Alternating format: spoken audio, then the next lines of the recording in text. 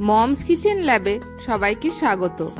আজ আপনাদের সাথে শেয়ার করব ল্যাঠা মাছের মাথা আর লেজা দিয়ে দুর্দান্ত স্বাদের দুটো রেসিপি। যে কোনো মাছের পিস ঝোল বা ঝাল করে খাওয়া হয়ে যায়।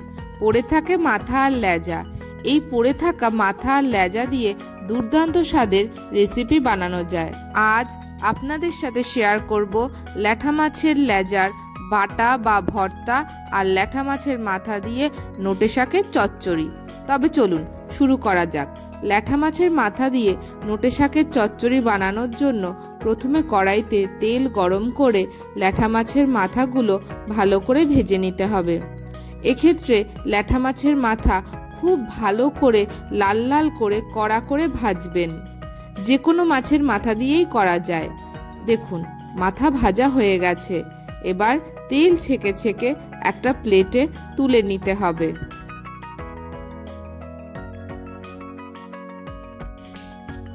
ওই তেলেই দুটো শুকনো লঙ্কা আর খানিকটা পাঁচফোড়ন ফোড়ন দিয়ে দিতে হবে। একটু ভেজে নিতে হবে। যখন পাঁচফোড়ন আর শুকনো লঙ্কা দিয়ে সুন্দর গন্ধ বেরোবে তখন একটা বড় সাইজের পেঁয়াজ কুচি দিয়ে ভালো করে ভাজতে হবে। মিনিট 2-3 ভাজার পর যখন দেখবেন পেঁয়াজ হালকা পিঙ্ক কালার হয়েছে তখন ওতে পরিমাণ মতন লবণ আর রসুন বাটা দিয়ে দিতে হবে। আবারও ভালো করে ভাজতে হবে। এইভাবে ভাজতে ভাজতে যখন দেখবেন রসুনের কাঁচা গন্ধ চলে গেছে, পেঁয়াজের রঙও পুরোপুরি পরিবর্তন হয়ে ব্রাউন কালার আসছে, তখন বুঝবেন পেঁয়াজ রসুন ভাজা হয়ে গেছে। তখন ওতে টমেটো কুচি আর আদা বাটা দিয়ে দিতে হবে। আবারও ভালো করে কষতে হবে। টমেটো নরম হয়ে যাওয়া অবধি ভালো করে কষে যেতে হবে। টমেটো নরম হয়ে গেছে। এবার ওতে একে একে হাফ চামচ জিরে গুঁড়ো, 1 চামচ ধনে গুঁড়ো, সামান্য লঙ্কা বাটা, হাফ চামচ কাশ্মীরি লঙ্কার গুঁড়ো, অল্প জল, সামান্য চিনি দিয়ে দিতে হবে। মিষ্টি যে যার স্বাদ অনুযায়ী দেবেন। এবার ভালো করে কষতে হবে। মিনিট 2-3 কষলেই দেখবেন মশলা দিয়ে তেল ছাড়ছে। ধনে জিরে বেশিক্ষণ কষার দরকার পড়ে না। দেখুন কড়াই ছেড়ে দিচ্ছে, মানে কষানো হয়ে গেছে।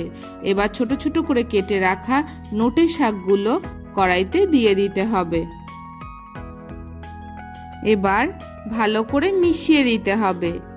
এই তরকারিতে বাইরে থেকে জল দেওয়ার কোনো প্রয়োজন পড়ে না। নোটে শাক দিয়েই যা জল বেরোবে তাতেই তরকারি রান্না হয়ে যাবে। দেখুন নোটে শাক মজে গেছে। এবার পরিমাণ মতন হলুদ আর ভেজে রাখা মাছের মাথা দিয়ে দিতে হবে। ভালো করে মিশিয়ে দিতে হবে। এরপর ঢাকনা চাপা দিয়ে তরকারি মজতে দিতে হবে। মিনিট 5 পর ঢাকনা তুললে দেখুন নোটে শাক দিয়ে কি পরিমাণ জল বেরিয়েছে। এবার মাছের মাথাগুলো খুন্তির সাহায্যে ভেঙে চুড়ে তরকারির সাথে মিশিয়ে দিতে হবে। আপনারা চাইলে ভাজার পরও মাথা ভেঙে চুড়ে তরকারিতে দিতে পারেন। তবে তরকারিতে দিয়ে 5 মিনিট রান্না করলে মাথা অনেকটা নরম হয়ে যায়, যার ফলে ভাঙাচুরা করে শাকের সাথে খুব সহজেই মেশানো যায়। দেখুন শাক আর মাছের মাথা মেশানো হয়ে গেছে। এবার ঢাকনা চাপা দিয়ে মজতে দিতে হবে। মিনিট 5 পর ঢাকনা তুললে দেখুন শাক একদম সিদ্ধ হয়ে গেছে। তরকারি প্রায় তৈরি। মিডিয়াম ফ্লেমে কিছুক্ষণ নাড়াচাড়া করলেই দেখবেন তরকারির গায়ে যেটুকু জল ছিল সব শুকিয়ে গেছে। সাইড দিয়ে অল্প অল্প তেল উঠছে, বুঝবেন তরকারি একদম তৈরি। যখন এই তরকারি হয়ে আসে তখন চরচর একটা আওয়াজ হয়।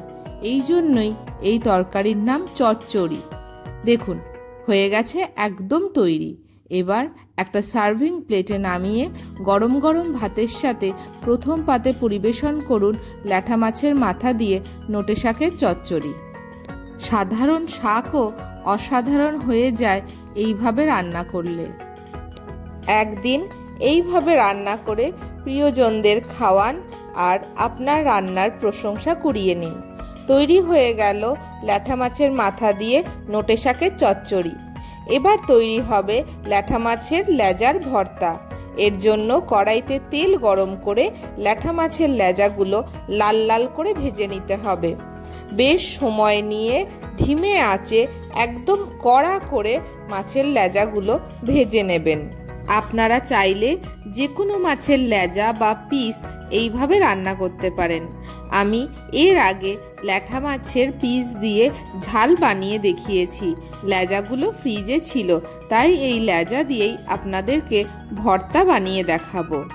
দেখুন লেজাগুলো কত কড়া করে ভাজা হয়েছে। এবার তেল ছেঁকে ছেঁকে একটা প্লেটে তুলে নিতে হবে।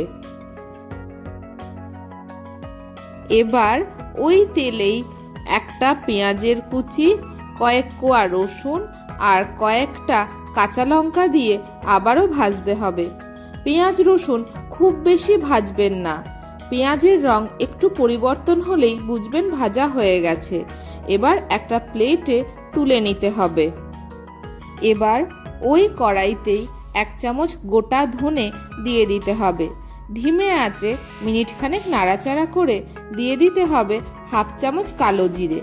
আবারও মিনিটখানেক নাড়াচাড়া করে নিতে হবে। যখন দেখবেন সুন্দর গন্ধ বেরিয়েছে বুঝবেন ভাজা হয়ে গেছে। এবার প্লেটে নামিয়ে নিতে হবে।